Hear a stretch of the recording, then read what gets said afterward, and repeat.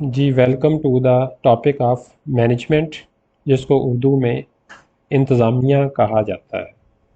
तो इस वीडियो में हम देखेंगे कि मैनेजमेंट क्या होती है, मिसमैनेजमेंट किसे कहते हैं, उसके क्या असरात होते हैं, और तफसील से हम देखेंगे कि मैनेजमेंट करने से हमारे यहाँ क्या फ़वाइद होते हैं, मैनेजमेंट के क्या फ़वाइद हैं।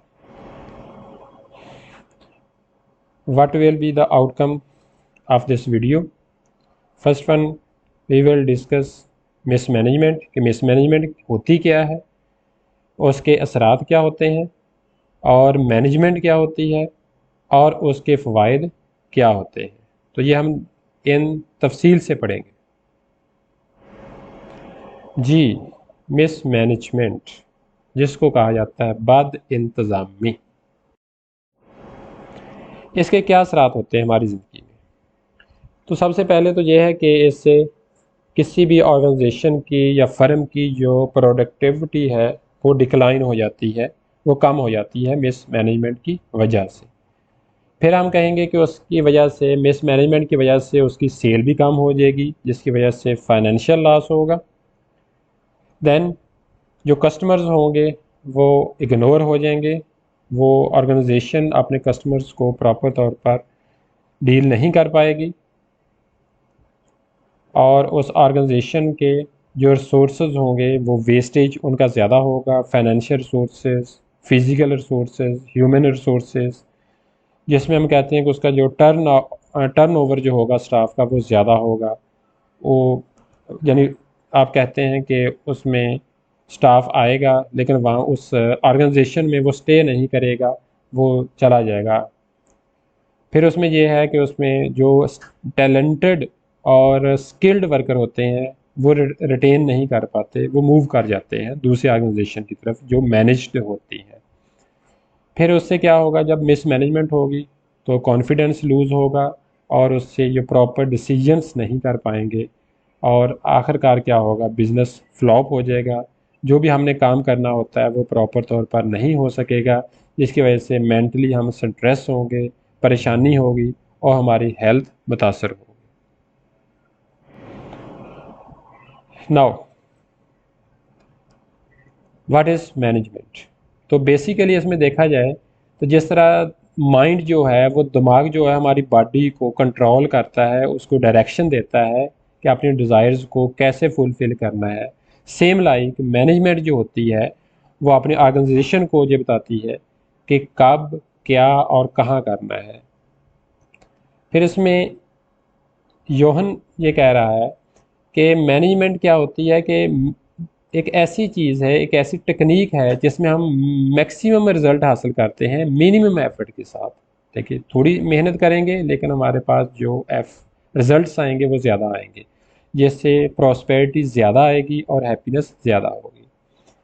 मार्शल ने मैनेजमेंट के बारे में ये कहा है कि ये एक पावर है to shape the destiny of a nation, कि किसी भी कौम की जो डेस्टिनी होती है, किस्मत होती है, उसको बनाने में इसका बहुत ज़्यादा रोल है।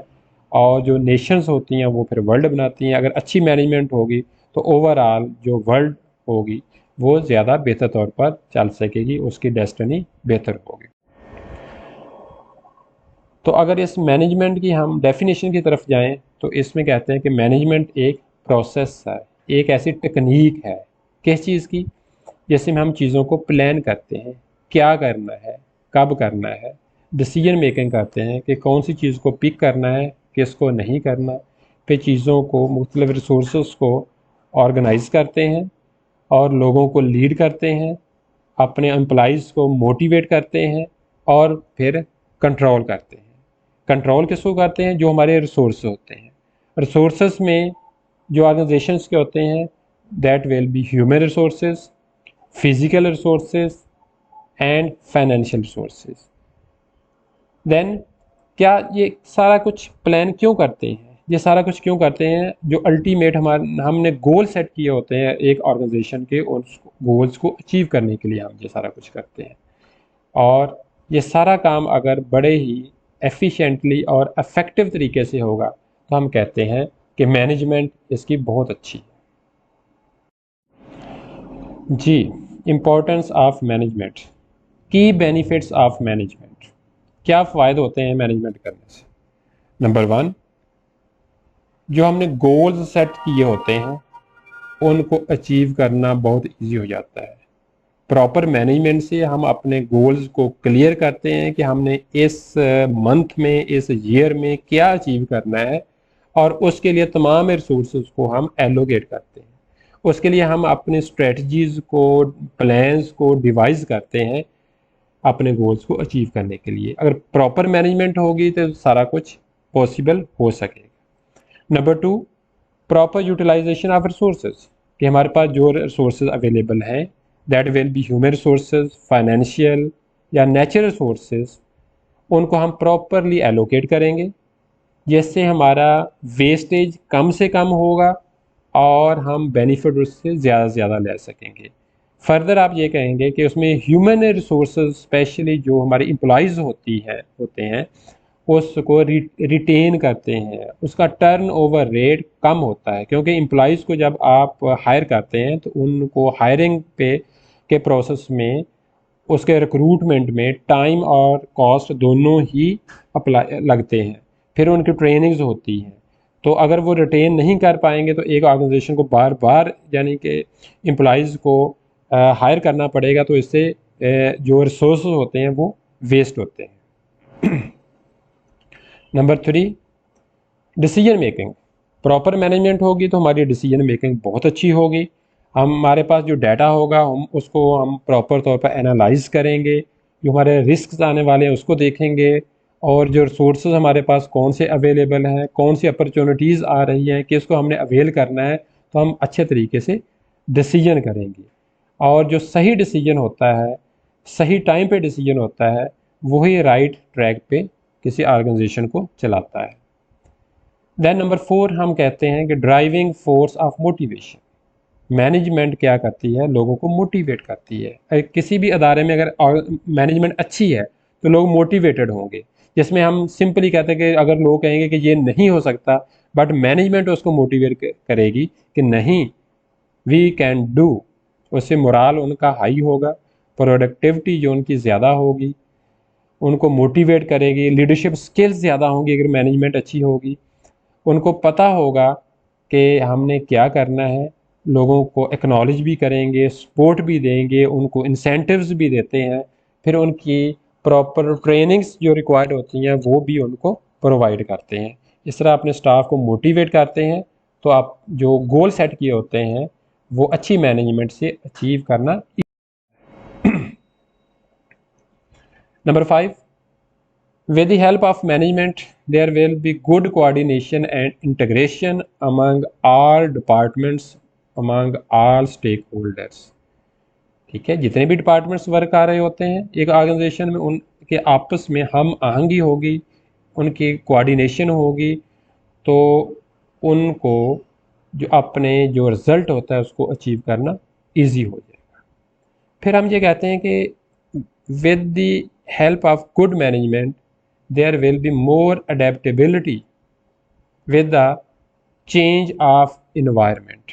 कि जो environment चेंज होता है, बाहर की जो मार्केट चेंज होती है, ट्रेंड चेंज हो जाता है, जब आप कहते हैं कि इंडस्ट्रियल को चेंज आ जाता है, तो उस चेंज के मुताबिक ऑर्गेनाइजेशन को अडेप्ट करना पड़ेगा, उसको भी अपने रूल्स एंड रेगुलेशन उसके मुताबिक चेंज करने पड़ेंगे।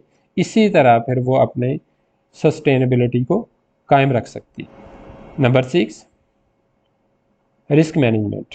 अगर मैनेजमेंट होगी तो हम आने वाले रिस्क को पहले ही असेस करेंगे, प्रोएक्टिव अप्रोच से हम उसको देखेंगे, जो आने वाले रिस्क होते हैं उसको हम आइडेंटिफाई करेंगे कि उसका इम्पैक्ट हमारी ऑर्गेनाइजेशन पे क्या होगा।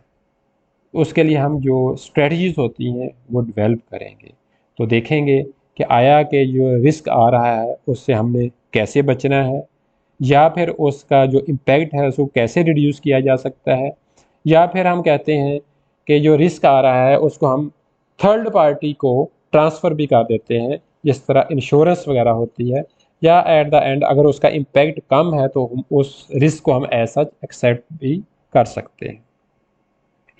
Number 8, With the help of management, there will be more modernization and innovation in an organization, जिसमें वक्त के साथ साथ नए आइडियाज़ आते हैं, जो कंपटीशन होता है वो ज़्यादा होता रहता है।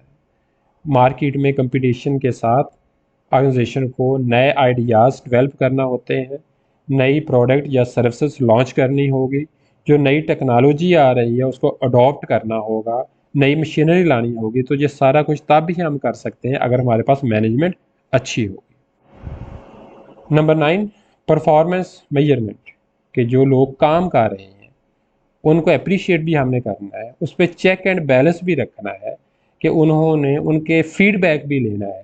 तो उसके लिए हम कुछ स्टैंडर्ड्स यानी कि सेट करेंगे, केपीआईज सेट रखेंगे उनको मॉनिटर करने के लिए, और अगर कोई डी ट्रैक हो जाता है तो उसको ट्रैक पर लेके आएंगे ताकि हम अपने गोल्स को अचीव कर सकें। Number 10, stakeholder satisfaction. तो stakeholder first of all क्या होते हैं कि ऑर्गेनाइजेशन से डायरेक्टली या इनडायरेक्टली कोई भी एंटिटी जिसका पॉजिटिव या नेगेटिव उस पर इम्पेक्ट आ रहा है, दैट इज़ स्टेक होल्डर। तो उनको हमने उनकी नीड्स को सामने रखते हुए उनको सेटिस्फाई करना होता है। तो ये भी देखना होता है कि किसको जस्ट सेटिस्फाई करना है, किसको जस्ट इन्फॉर्म करना है। ठीक है, तो ये बहुत ज़रूरी होता है अपने स्टेक होल्डर्स को सेटिस्फाई करना अपनी सक्सेस और रेपुटेशन को कायम रखते हुए। And number 11,